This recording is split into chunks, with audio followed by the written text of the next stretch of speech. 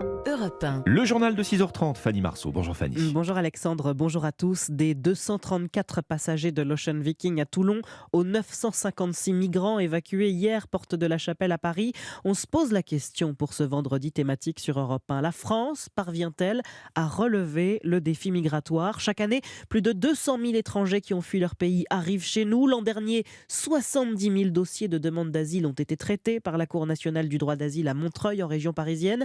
William Molinier, vous avez assisté pour Europe 1 à plusieurs de ces audiences. Et ce qui est surprenant, c'est que la plupart des cas ne relèvent absolument pas du droit d'asile. Oui, c'est le cas par exemple de Katerina, 61 ans. Elle est originaire d'Ingouchi, une des républiques de la Fédération de Russie. Devant la cour, elle jure être menacée de persécution si elle est expulsée. Que craignez-vous exactement, lui demande la magistrate. L'interprète traduit: j'ai été cambriolée et on m'a volé mon téléphone. Hors prétoire, son avocate reconnaît que son dossier est désespérément vide, pas suffisant en tout cas pour obtenir l'asile.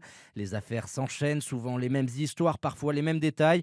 Un Azéri d'une quarantaine d'années raconte s'être converti aux témoins de Jéhovah, mais face au magistrat, il est incapable de donner les noms des différentes divinités. Son avocat insiste: je pense qu'on doit lui tendre la main. Il a fait 2 tentatives de suicide, argue-t-il. Un assesseur qui préfère rester anonyme confie qu'en 2 ans, il n'a pas vu un seul réfugié politique à la barre.